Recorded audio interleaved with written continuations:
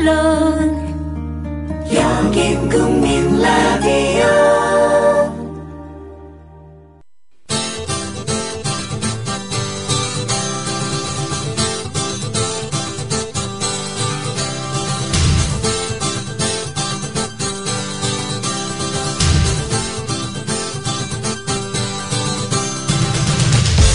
투박하지만 정직하다.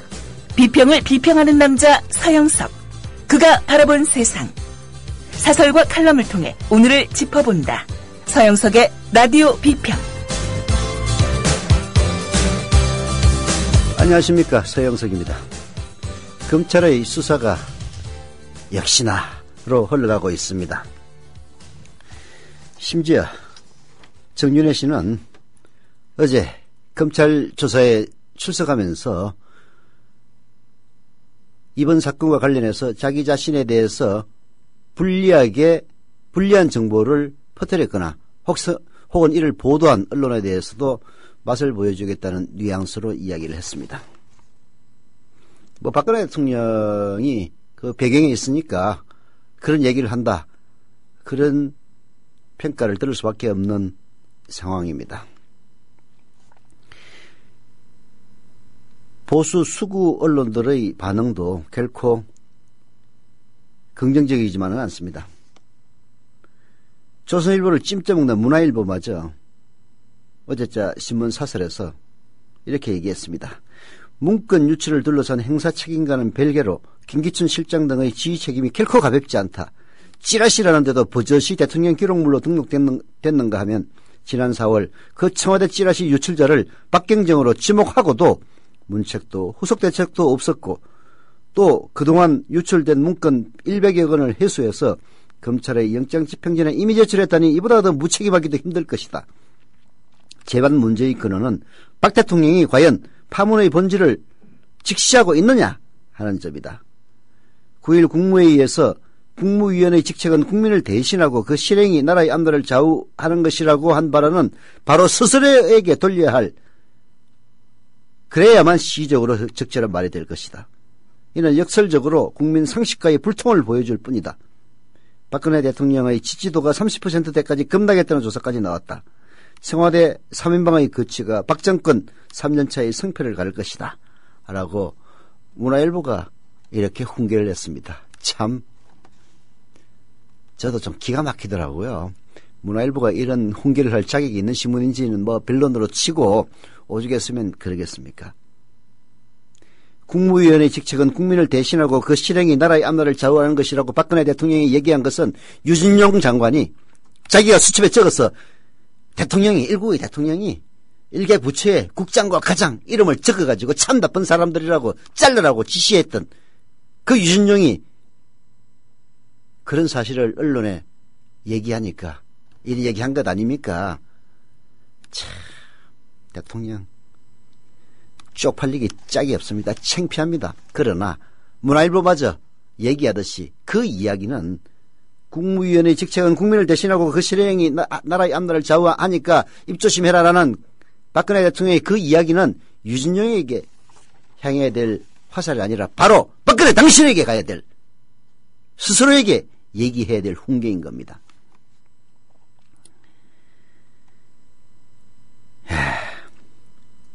이 문건이 조기에 적발이 됐는데도 이거를 뒤엎은 게 아니라 덮은 김기춘. 저는 그래도 김기춘이 박지만계와 정윤회계의 갈등과 다툼이 수면으로 드러나면은 그야말로 나라 꼴이 말이 아니게 된다 하는 충정에서 덮은 걸로만 생각했는데요. 최근 1년의 흐름을 보면은 김기춘의 이 행동은 단순히 충정에서 나온 것만이 아니라 자기 자신의 자리 보존을 하기 위해서 나온 것이 아니냐는 그런 의심을 사기에 충분합니다. 그야말로 나이 그만큼 먹고도 자리 보존을 위해서 비겁한 행동을 하는 김기춘. 저만 그렇게 생각한 건 아니었던 모양입니다.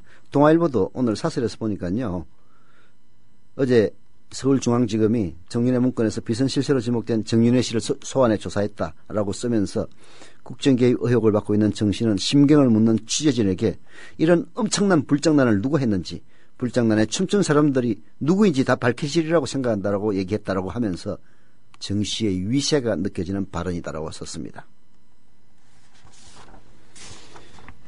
정 씨의 위세가 느껴집니다. 라디오 비평 시작합니다. 함께하고 계신 방송은 정치평론가 서영석 미디어협동조합 이사장이 진행하는 라디오 비평입니다. 이웃나라 일본 연금제도는 어때? 2012년 기준으로 일본은 모든 국민에게 기초연금 77만 원을 지급하고 노동자에게는 별도로 후생연금 208만 원을 주고 공무원들에게는 공무원연금 282만 원을 지급한대. 그럼 국민들에게는 기초연금 77만 원에 208만 원을 더해서 285만 원을 주는 거네. 그렇지. 일본은 공적연금만으로 노후생활 70%를 책임져 주는데 우리나라는 사적연금과 국민연금 모두 합해서 노후생활 보장률이 30%밖에 안 돼. 그래? 우리나라와 일본 차이가 많이 나네? 국민 여러분, OECD 국가 중 공적연금 수준이 가장 낮은 나라가 일본입니다. 공무원연금을 낮출 게 아니라 국민연금을 공무원연금 수준으로 높여야 합니다. 공적연금 강화, 국민 여러분과 함께 만들어가겠습니다. 전국 공무원 노동조합. 지상철 조합원 신청 광고입니다. 강화대교 앞에서 개념 부부가 만드는 개념 곰탕, 연지연 곰탕. 연지연이란 가마솥의 장작불로 온종일 구워내는 곰탕을 서로 나누어 이어지는 인연이란 뜻입니다. 연지연 곰탕이 민주주의를 열망하는 조합원 여러분과 국민의 건강을 책임지겠습니다. 곰탕 포장 판매는 한 팩 800g에 7,000원이며 7팩 이상은 무료 배송으로 드립니다. 연지연 곰탕은 강화대교 입구에 위치해 있습니다. 단체 주문 예약 및 포장 주문 전화번호는 010-7252-1114, 010-7252-1114, 031-989-9968. 조합원 단체 예약은 10% 할인해드립니다.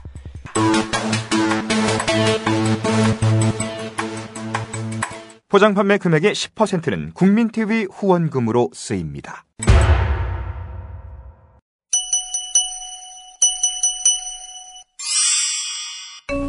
안녕하세요.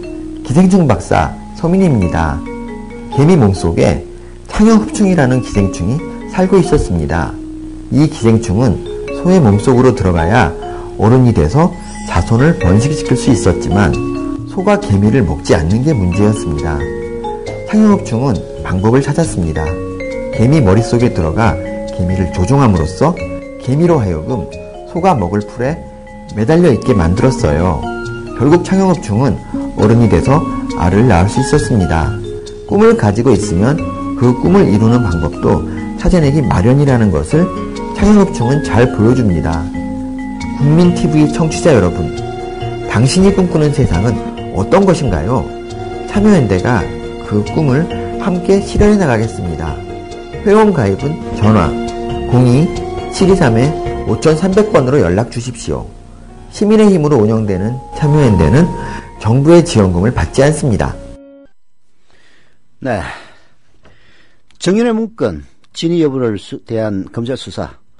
문건 내용이 청와대에서 밝힌 대로 터무니없는 내용이다. 근거가 없는 찌라시에 가까운 허위라는 결론으로 한 발 두 발 다가서고 있습니다. 검찰은 수사 시작 때부터 문건 내용에 나와 있던 대로 박근혜 대통령 비선 측근인 정윤회 씨 그리고 청와대 사면방들이 모임을 가졌다면 세계일보가 보도한 정윤회 문건은 사실이고 모임 자체가 없었다면 문서 내용도 허위라는 그런 말도 안 되는 명제를 이미 세워놨던 겁니다. 그래서 거기에 짜맞춘 수사를 했습니다. 검찰은 문건에서 연락처로 나와있던 청와대 김춘식 행정관, 조응천 전 공직기강 비서관, 박관천 경정, 박동열 전 대전국세청장, 정윤회 씨 등을 소환해 조사를 벌였지만 진술 과정에서 회합이 있었다는 결정적인 단서를 포착하지 못했다고 합니다. 이에 따라 관련 인사들의 통신 내역은 물론 차명폰도 조사했지만 문건에 나오는 인사들이 지난해 이맘때쯤 한 곳에 모였다는 데이터를 확보하지 못했던 것으로 전해집니다.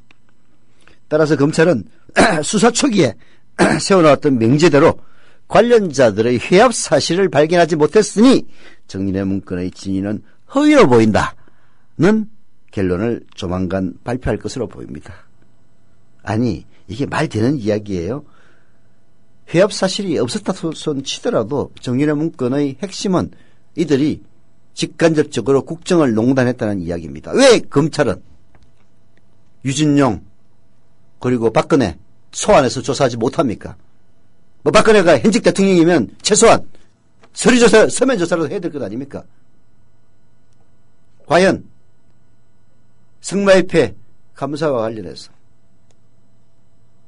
공무원의 매뉴얼을 그대로 했던 문화체육관광부의 체육국장과 체육과장을 수첩에 이름을 적어서 유진용 장관을 불러서 참 나쁜 사람이라고 자르라고 지시한 것이 사실인지 여부는 왜 검찰 조사 안 합니까? 그 부분만 드러나면은 정윤회 국정농단이 진실인지 아닌지 다 드러날 건데. 이미 여러 언론들이 예상했던 결과입니다. 박근혜 대통령 스스로 이 사건 고소 순간부터 문건의 진위는 터무니없는 것이며 찌라시다고 규정했고, 야당은 물론이고 상식 있는 많은 사람들은 대통령의 수사지침 가이드라인이라고 맹비판을 했고 비판을 받았습니다. 이 문제에 대해서 이런저런 해설들, 사설들이 많이 있는데요.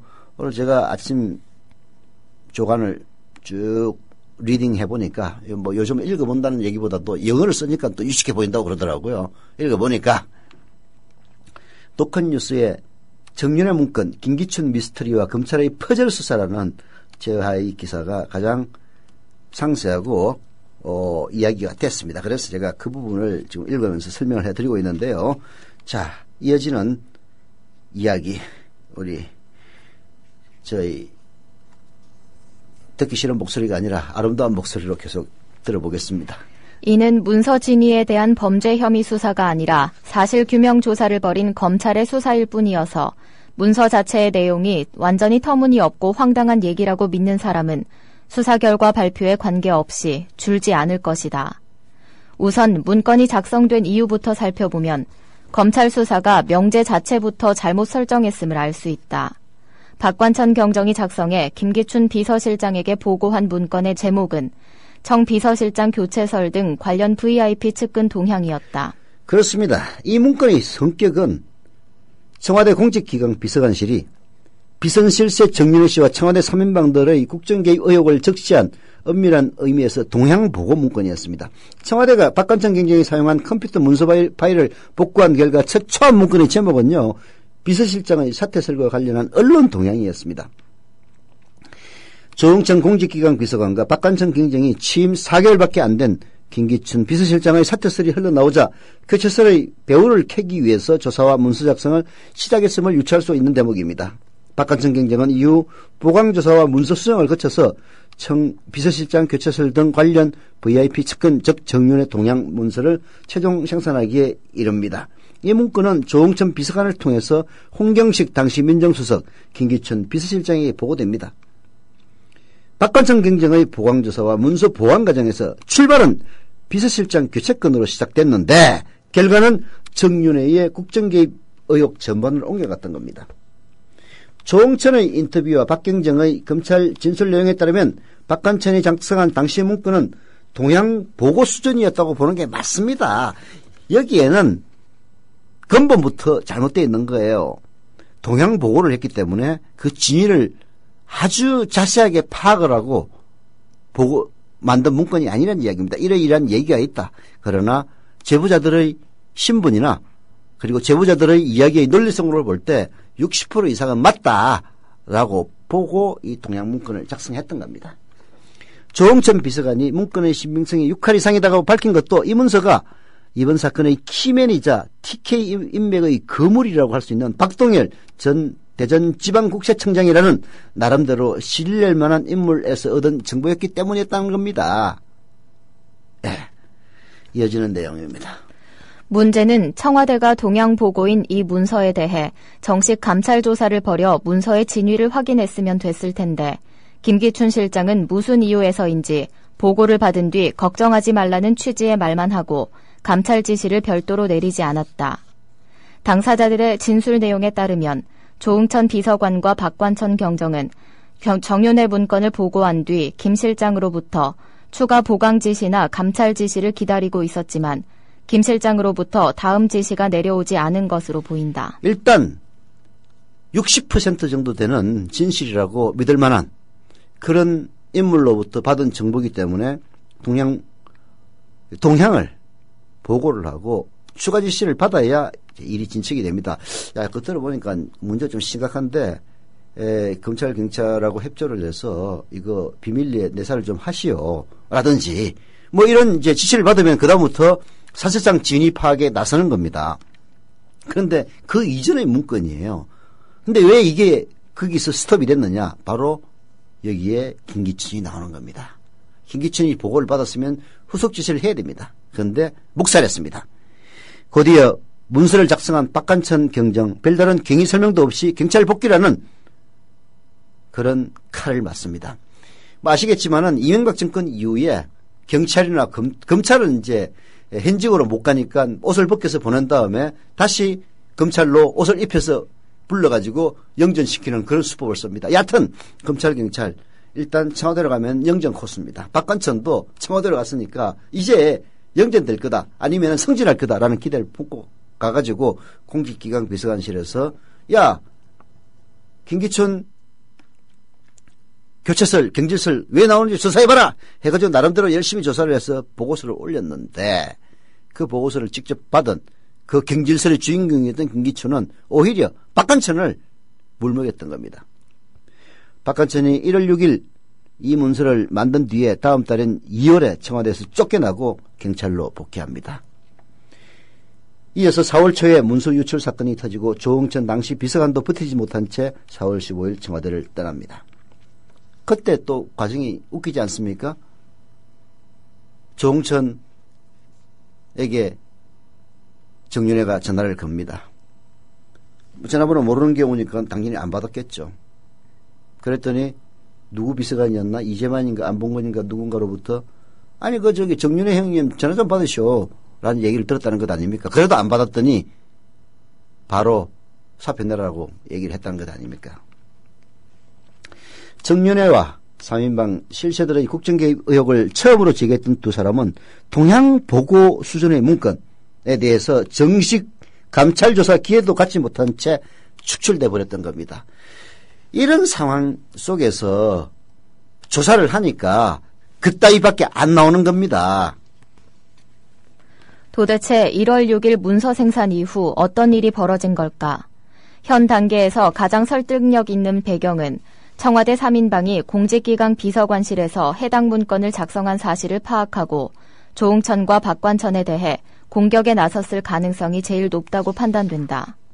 김기춘 실장이 그들에게 정윤회 문건을 알려줬는지 아니면 다른 루트로 해당 문건을 구했는지 확인할 수 있는 방법은 없지만 두 사람이 역공을 당하는 과정은 이 설명 말고는 다른 이유를 찾을 수가 없다. 그렇다면 조응천과 박관천 두 사람이 김기춘 실장의 의중을 무시하고 정윤회 문건을 작성했다가 역공을 당한 것일까? 전혀 그렇지가 않습니다. 김기춘이 비서실장에 취임한 지 4개월여 만에 비서실장 사퇴설이 나온다는 건 결코 바라지간 일이 아닙니다. 그렇다면 비서실장 거취와 관련된 사안은 당연히 조사 대상이 될 수밖에 없습니다. 이것을 비서관이 독단적으로 조사해서 보고한다는 것은 청와대의 속성상 맞지 않은 겁니다. 분명히 조응천 윗선으로부터 홍경식 민정수석이나 당시 아니면 김기춘 비서실장으로부터 지시를 받았을 겁니다. 야, 이런 소문이 나돌고 있는데 도대체 이게 어떻게 된 건지 좀 파악해봐. 이런 지시 없이 그냥 문건을 만들 리가 없어요. 아니 조응천이가 개인적으로 정윤회 그리고 3인방에 대해서 악감을 품고 이런 조사를 했다고 보십니까? 그리고 바로 청와대 행정관인 경찰서 파견 나온 박한천이를 시켜서 그런 조사를 했을 거라고 봅니까? 말도 안 되는 이야기입니다. 결국 시켰던 겁니다. 청와대 민정수석실의 업무에 발견한 법조인은 그런 보고서는 비서관이 독단적으로 조사할 수 있는 사안이 아니다. 찌라시라고 했지만 사실은 찌라시가 아니었던 겁니다. 다만 정제되지 않은 정보의 동향보고 문건이었던 거죠. 여기에 대해서 정상적으로 감찰을 할지 말지는 홍경식 민정수석이나 아니면 김기춘 비서실장이 시켜야 했는데 어떤 이유에서든지 그런 지시는 없었고 오히려 이들이 역공을 받고 쫓겨났던 겁니다. 박관찬이 작성한 정인의 문건은 당연히 모두 사실이라고 단정지을 수 없습니다. 앞서 살펴본 것처럼 감찰조사, 정식 감찰조사에 앞서서 작성된 동향보고 문건의 성격이기 때문입니다. 그러나 안타깝게도 이 문서는 김기춘이가 사실상 묵살해버리는 바람에 청와대 내부에서 공식적으로 검증될 기회를 갖지 못했던 겁니다. 세상을 떠들썩게 하고 있는 정인의 문건 파동은 75살 먹은 김기춘의 미스터리한 행동에서 출발됐던 겁니다. 그는 왜 문건 작성을 지시하지 않았다고 주장하고 보고를 받은 뒤에도 왜 아무런 조치도 취하지 않았을까? 그 의문이 풀려야 정인의 문건의 진실도 드러날 수 있다라고 노컷뉴스는 해석을 하고 있는데 맞는 이야기입니다. 가능성 1번은 김기춘이가 진짜 박근혜를 위하는 마음에서 이게 외부에 드러나면은 진짜 나라 망신이고 그야말로 정가에 대폭풍이 올 수 있다라고 생각을 하고 이걸 묻기 위해서 이 문건을 작성했던 조홍천과 박관천을 갖다가 쫓아냈다. 뭐 이렇게 해석할 수도 있고요. 두 번째는 그럴 것 같아가지고 뭉갰는데 이 정보를 어떤 경로에든지 입수했던 정윤회와 3인방이 야, 저 자식들 가만뒀다가는 도저히 안 되겠다 싶어서 조홍천과 박관천을 쫓아냈다. 이런 해석도 가능한 겁니다. 사실 수사를 하려면 바로 여기를 이 대목을 수사를 했어야죠. 동향보고 문건이라는 거는 조홍천이 얘기했다시피 60% 진실입니다. 60% 진실이라는 거는요. 팩트의 진실을 얘기하지 않습니다. 전후 맥락이 이거 말 된다라고 하면 보고하는 겁니다. 그리고 거기에 따르는 팩트들은 실제 감찰 조사를 해야만 드러나는 겁니다. 그런 거를 동향보고 문건을 가지고 마치 그걸 팩트를 이야기하는 것처럼 사태를 오도시켜서 그런 회협 자체가 없었으니까 정인의 문건도 진실이 아니다라는 식의 박근혜 구미에 딱 맞는 그런 결론을 내리는 검찰. 박근혜 정권에서 출세 많이 하십시오. 예, 그러나 역사는 당신들을 심판하고 그야말로 권력의 똥만도 못한 그런 시녀, 개금 뜨끔이라는 얘기 자손만대까지 들을 겁니다. 똑똑한 의료 소비자 되기 캠페인 윤은기 치과의사입니다. 병원이 민간 자본을 도입해 영리 극대화를 추구하면 과잉 진료가 현재보다 반드시 더 심해집니다. 그렇지 않아도 과잉 진료는 현재 심각하게 사회 문제들을 유발하고 있습니다. 과잉 진료란 병원 이익을 위해 하지 않아도 될 검사와 치료를 환자에게 강제하는 비윤리적 행위입니다. 허위 과대 광고를 하는 병원들은 반드시 과잉 진료를 합니다. 과잉 진료는 평생 후유증에 시달리게 함으로써 존엄한 한 인간의 영혼과 육체를 서서히 파괴하고 소중한 가정경제를 파탄시켜서 결국 사회계층 간 증오심을 부추기는 진짜 사대악입니다. 과잉 진료를 통해서 병원들은 더 부자가 되지만 환자들은 더 아파야 하고 양질의 삶을 빼앗겨야 합니다. 돈이 모자라 치료를 못 받는 비극도 생깁니다. 이것이 헌법에 보장된 인권입니까? 다 함께 힘을 모아 의료 영리화 반드시 막아냅시다. 지금까지 윤훈기 치과의사였습니다. 똑똑한 의료 소비자 되기 캠페인이었습니다.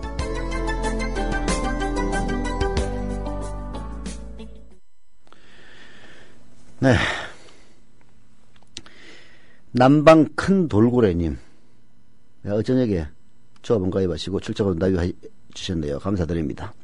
전라남도 광양시 금영로의 오감님, 그리고 용인 가가멜님, 조합원 가입 감사드립니다. 경기 고양시 일산 서구의 짱냥님, 그리고 주소를 기재하지 않으신 과유불금님, 인천 연수구 목련동의 계피사탕님, 그리고 주소 역시 기재하지 않으신 강약중강약, 이거는 음악인데 강약중강약, 예, 님 조합원 감사드립니다. 출자금 납입도 하시고 월조합비 납부도 해주시기를 부탁을 드리겠습니다. 네, 썩은 곰팡이는 햇볕에 드러내야만 말라 비틀어져서 떨어져 내립니다. 그래야 그 곰팡이가 붙어있던 생물이든 무생물이든 깨끗해지거나 건강해집니다. 한겨레신문 정석구 편집인이 썩은 곰팡이 햇볕에 드러내야 한다고 주장했습니다. 정윤회 국정개입 보고서가 결국 찌라시로 정리되는 모양이다. 문건을 수사 중인 검찰이 문건에서 언급된 내용이 실체가 없다는 쪽으로 가닥을 잡아가고 있다고 한다. 그러면서 문건 유출 경위를 수사하는 데 주력하고 있다고 하니 예상했던 대로다. 박근혜 대통령이 정윤회 문건을 찌라시 같은 얘기라고 진즉 지침을 내렸는데 검찰에 뭘 기대할 수 있겠는가. 그동안 검찰의 행태로 볼 때 새삼스런 일도 아니다. 그렇다고 나라가 제자리로 처할 것 같지도 않습니다. 박근혜 대통령이 이번 사태를 계기로 그동안의 국정운영 방식을 바꾸면 다행이지만 그렇지 않으면 제2, 제3의 문건과 정언이 터져나올 게 뻔합니다. 그렇게 되면 박근혜 정부는 사실상 국정운영의 동력을 잃게 됩니다. 박 대통령 또한 실패한 대통령의 길을 걷게 될 겁니다. 나라가 이 지경에 빠진 근본 원인이 박근혜 대통령의 불투명한 국정운영과 소통 부족 때문이라는 건 천하가 다 아는 사실입니다. 박근혜 정부 출범 이후 이런 식으로 해서는 안 된다는 숱한 충고와 비판이 제기됐는데도 박근혜 대통령은 꿈쩍도 않고 보란듯이 제 갈 길을 갔습니다. 그 결과가 바로 정윤회와 문고리 권력 3인방이라는 비선 실세들의 국정농단 사태가 불거진 겁니다. 그럼에도 박근혜 대통령은 비서관 3인방은 그저 심부름이라는 사람이고 정윤회도 내 옆을 떠난 지 오래된 사람인데 무슨 권력 다툼이냐며 이들을 치아프게 감싸고 있습니다. 국민의 인식과 차이가 너무 크죠? 예. 더욱 이해하기 어려운 것은 자신은 비밀주의로 일관하면서 정부의 투명성은 유난히 강조한다는 점이다. 박 대통령은 엊그제 국무회의에서 부정부패를 예방하기 위해서는 먼저 정부 내 업무 시스템이 더욱 투명하게 바뀌어야 한다면서 국민들이 정부에서 하는 일들을 투명하게 알 수 있도록 해야 할 것이라고 말했다. 전형적인 유체이탈 화법이다. 박근혜 대통령이 하는 얘기를 들어보면요. 어떨 때는 진짜 싸대기를 올리고 싶은 생각이 듭니다. 아까 그 문화일보 사설인가요? 거기서도 지적했다시피 자기 자신에게 해야 될 일을 갖다가 꼭 남을 향해서 이야기를 합니다. 아니 부정부패를 예방하기 위해서 정부 내 업무 시스템이 더욱 투명하게 바뀌어야 하고 국민들이 정부에서 하는 일들을 투명하게 알 수 있도록 해야 된다는 그 박근혜 대통령의 이야기 바로 자기 자신에게 해야 될 일 아닙니까? 그렇게 뻔뻔스럽게 자기는 예외로 딱 해놓고 하는 꼬라지를 보면 진짜 싸대기 올리고 싶은 생각이 안 들 수가 없는 겁니다. 대통령에 대한 불경이라고요? 들어보십시오. 국정운영을 정상화하려면요. 대통령과 청와대부터 투명해져야 한다는 주문도 이젠 지겹도록 들었을 겁니다. 야당뿐만 아니라 많은 정치학자, 언론 등에서 반복해온 얘기들입니다. 엊그제 새누리당 쇄신 의원 모임이라는 이른바 아침소리 소속 의원들이 이걸 잘 정리해 놓았습니다. 청와대의 인사투명성 강화를 위한 인사 시스템을 혁신하고 인사추천 실명제를 도입해서 특정 인사를 누가 추천했는지 공개하는 방안 등을 제안했습니다. 이거 다 노무현 정권 때 했던 겁니다. 소통 강화를 위해서 대통령 서면 보고를 최소화하는 대신 대면 보고를 일상화하고 대국민 기자회견을 정례화하는 방안 등을 제시했습니다. 다 노무현 때 했던 일입니다. 지극히 상식적이고 설득력 있는 처방이고 좋은 이야기들이죠. 물론 박근혜 대통령에게는 쉐기의 괭일기일 겁니다. 발음도 제대로 안 되나 열받으니까. 그런데 새누리당 쇄신 모임이라는 아침소리 의원들한테도 묻고 싶어요. 야, 니들 말이야. 그렇게 했던 대통령에 대해서는 무슨 온갖 쌍소리 하면서 욕질을 해댔던 그런 인간들 아니니? 니들도 솔직한 얘기로 유체이탈이야 인간들아 하는 얘기하고 싶습니다. 공과 사를 구분 못하는 권력의 사유화도 나라꼴을 망가뜨리고 국민을 절망케 한다. 민주사회에서의 정치 권력은 선거를 통해 국민으로부터 위임받은 것이다. 따라서 대통령을 비롯한 공직자들은 국민으로부터 위임받은 범위 안에서 공적이고 제한적으로 권력을 행사해야 한다. 그런데도 권력을 사적 이익을 위해 행사하는 경우가 적지 않다. 장관 등 고위직뿐 아니라 공기업 임원 등 힘있고 돈 되는 자리를 개인적 친분이나 학연, 지연으로 얽힌 인사들로 채우는 게 대표적이다. 권력을 자기 패거리에 주머니를 채우는 수단쯤으로 여기는 셈이다. 권력을 자기 패거리에 주머니를 채워주는 수단점으로 여기는 셈이라는 증거가 있습니다. 유진용 장관 왜 잘렸느냐? 물론 여러 가지 이유가 있었다고, 박근혜 정권의 말도 안 되는 정책에 대해서 사사건건 대립했기 때문이라는데요. 오늘 조간 보도를 보면 이런 게 있습니다. 그 자인이 윤인지 뭔지 아는 이상한 사람이 있지 않습니까? 그 인간을 무슨 관광공사 감사를 시키라고 그래가지고 유진용 장관이, 아니 그건 자인이유는 전문성이 떨어지니까 그냥 그 감사에 걸맞는 예우를 다 해줄 테니까 그냥 고문으로 취임하세요. 그게 사실 유진용 장관으로서는, 공무원으로서는 양보할 수 있는 마지노선이었을 겁니다. 아무리 봐도 개그맨 했던, 그것도 한국도 아니고 미국에서 했던 인간을 박근혜 대통령 뭐 선거 때 좀 도와줬다고 한국관광공사 감사로 취임시킨다는 게 말이 안 되는 것 아닙니까? 그래서 아니 글쎄 그 감사에 앉아서 당신 뭐 감사라도 하겠느냐. 그냥 감사에 걸맞는 대우, 예를 들어서 뭐 여비서 하나 딸려주고 국가정차 하나 주고 뭐 월급 주고 하는 식으로 대우는 감사에 걸맞는 그 해줄 테니까 직위는 고문 정도로 해서 그냥 앉아 있어라.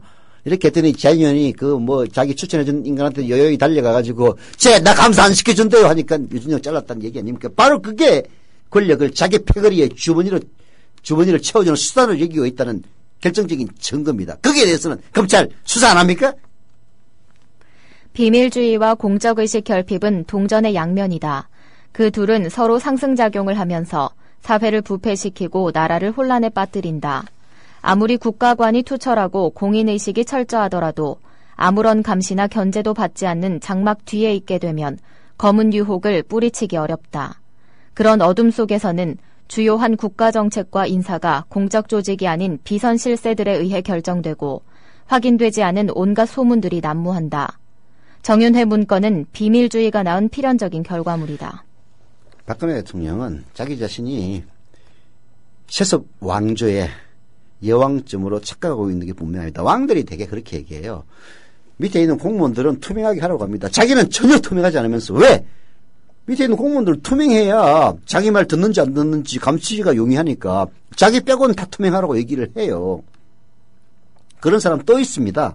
요즘 뭐 조혜난지 뭔지 그런 인간이 지금 말썽을 불러일으키고 있다고 하던데 그 재벌 왕조도 마찬가지예요. 그 오너 일가들에 대해서는 거의 왕조적인 권한 행사합니다. 자기 자신들은 온갖 배임과 횡령을 밥 먹듯이 하면서 밑에 있는 직원들은 투명하게 일을 하라고 닥달을 해댑니다. 아니 투명하게 일하라고 닥달만 하면 아무 말도 안 해요. 결국은 뒷전에서 박근혜 정권의 비선 실세들이 하듯이 자기와 친한 사람들을 갖다가 요직에 앉히고 자기와 친한 사람들을 그 사람의 능력과 관계없이 더 많은 대우를 해주는 그런 일들을 하고 있는 재벌이나 박근혜나 다 도끼인 객긴입니다. 이제 장막을 긋고 모든 걸 백일하에 드러내야 합니다. 그것이 바로 얽힌 문제를 푸는 첫걸음입니다. 썩은 냄새 풀풀 풍기는 곰팡이도 햇볕을 받으면 순식간에 사라지지 않습니까? 햇빛 아래 제일 먼저 썩은 몸을 드러내야 할 사람, 두말할 나이도 없이 박근혜 바로 당신입니다. 이 밴드에 전주에 오신다고 공고를 내셨더라고요. 그래서 식사를 대접 한번 했으면 좋겠다라고 하셔서 흔쾌히 제가 식사 준비는 하겠다라고 말씀을 드려가지고 세월호 유가족이 6.5kg의 십자가를 들고 안산에서 진도로, 진도에서 대전으로 가던 길. 함께 동행하기도 했고 길목마다 식사를 대접했던 따뜻한 이웃이 있었습니다. 바로 미디어 협동조합 조합원이었습니다. 그 가운데 한 명, 전주에서 음식점을 운영하는 조합원 수정원 님입니다. 상황버섯 닭불국하고요. 그 한우 전문점을 하시는 분이 그분께서도 불고기를 협찬해 주시고 해가지고 이제 밥이랑 해서 반찬 이렇게 싸서 제가 좀 보내드린 적이 있고요. 하루빨리 특별법이 통과가 돼서 진상규명이 이루어져서 유가족들의 가슴 아픈 그런 부분들을 빨리 풀어줘야 된다라고 생각하고 있습니다. 착한 사람들이 만드는 아름다운 공동체 미디어 협동조합에 여러분을 초대합니다. 미디어 협동조합 홈페이지 국민.tv 또는 서울전화 3144-0933 서울전화 3144-7737로 신청하실 수 있습니다.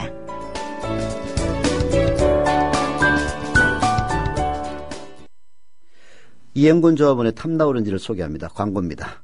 하우스 감귤 농사 경력 10년차의 노총각 장사꾼이 정성껏 재배한 감귤 직접 판매한다고 합니다. 하우스 안에서 재배하여 당도가 13브릭스 이상 나오기 때문에 프리미엄 브랜드 블로처로 판매되는 감귤입니다. 향이 좋고 과즙이 풍부한 신품종 감귤 레드향, 황금향도 있고요. 홈페이지는 탐나오렌지닷컴, 네이버 다음에서 탐나오렌지로 검색하세요. 모바일에서도 주문 가능합니다. 연락처는 010-2827-3917, 010-2827-3917 전화나 문자 주시면 됩니다. 광고였습니다. 또 하나 더 있습니다. 오해숙 생활단식 광고입니다. 저도 해봤고요. 단식 어렵지 않았습니다. 많은 우리 미래협동조합 조합원들 해보시고 성공하셔서 몸과 마음 건강까지 좋아졌습니다. 오해숙 생활단식의 특징은 생활 속에서 누구나 쉽게 도전해볼 수 있게 프로그램이 잘 짜여져 있다는 겁니다. 일상생활에 지장이 없어 누구나 참여 가능합니다. 문의 전화는 010-2013-8575, 2013-8575이고요. 네이버나 다음에 오해숙 생활단식으로 검색하시면 됩니다. 광고였습니다. 불장난 낱낱이 밝혀질 것이라는 정윤회의 공갈. 가장 불편한 사람은 누구였을까? 박근혜 정권에게 나름 권력으로 군림하고 있는 조선일보와 동아일보가 아니었을까라는 생각이 듭니다. 동아일보는 정윤회의 그 공갈을 위세가 느껴진다라고 사설에서 썼고요. 조선일보는 보다 노골적으로 정윤회를 비판을 했습니다.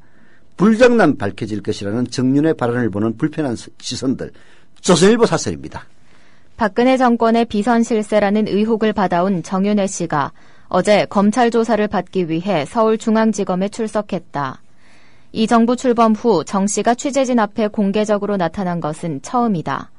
정 씨는 검찰청사로 들어가기 직전 심경을 묻는 말에 국정개입 의혹은 사실이 아니라며 이런 엄청난 불장난을 누가 했는지 불장난에 춤춘 사람들이 누구인지 다 밝혀지리라고 생각한다고 말했다. 정 씨는 문화체육관광부 인사에 개입했다는 의혹에 대해서도 사실이 아니라고 했다. 정윤회 씨는 자신의 국정개입 의혹을 담은 청와대 문건을 처음 보도한 언론사를 명예훼손 혐의로 고소했습니다. 이날 검찰에 나온 것도 고소인 자격으로 조사를 받기 위해서입니다.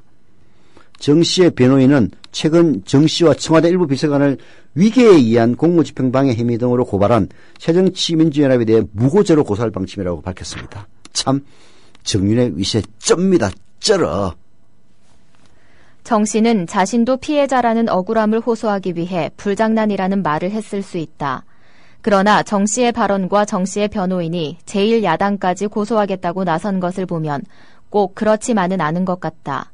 정 씨의 발언에선 자신에게 맞선 쪽에 대해 반드시 책임을 묻겠다는 정치적 반격의 의지가 강하게 읽힌다. 정윤회 씨는 검찰 수사가 자신에게 유리한 방향으로 흘러가고 있다고 확신한 듯합니다. 실제 검찰은 청와대 문건에서 나온 정 씨의 국정 개입 의혹을 사실로 뒷받침할 만한 어떤 근거도 찾지 못했다고 합니다. 그러나 이 보고서가 거짓이라고 해서 정 씨와 관련된 의혹 전체가 사라지는 것은 결코 아닙니다.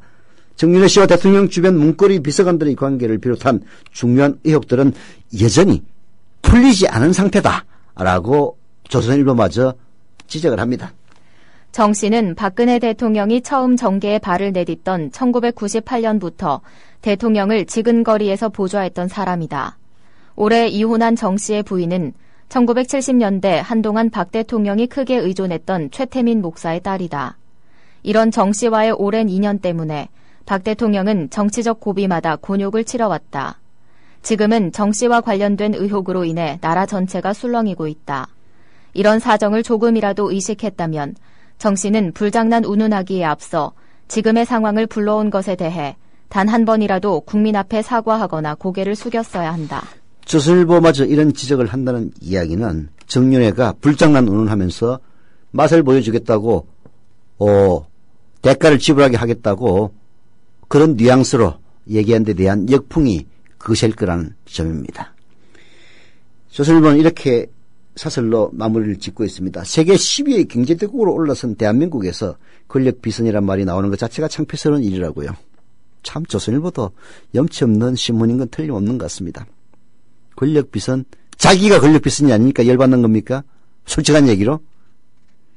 대통령과 오랜 인연을 가진 정윤회 씨가 검찰의 포토라인에 서는 일 역시 우리 정치에서 반드시 없어져야 할 적폐 중의 적폐다. 정 씨가 당당하게 목소리를 높이는 모습을 보면서 많은 국민이 답답함과 불편함을 느낄 수밖에 없을 것이다라고 조선일보는 쓰고 있습니다. 조선일보 머리 나쁘진 않아요. 정윤회의 그 당당함에 많은 국민들이 불편함을 느꼈을 것이다.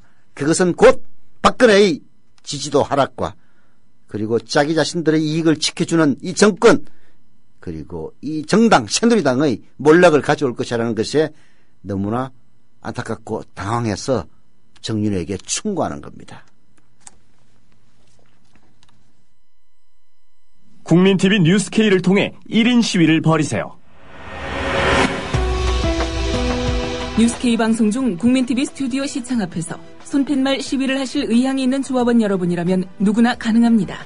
신청은 국민TV 대표 이메일 mediacoup12@gmail.com으로 성함, 연락처, 주장하고 싶은 내용을 알려주세요.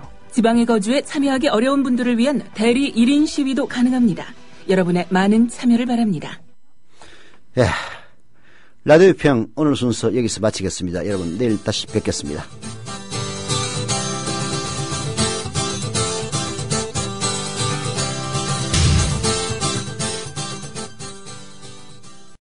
(2015년) 고래 잡으러 갑시다!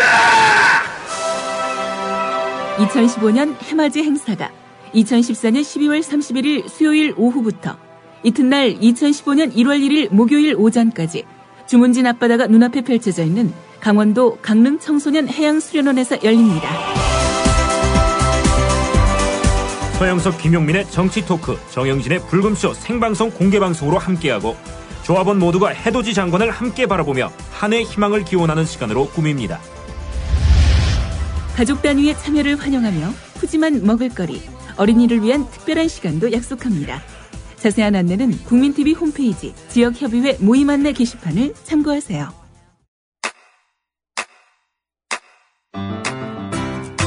국민라디오 지지하는 4가지 방법 아시나요? 다운로드하기, 별점 주기, 댓글 달기, 구독하기.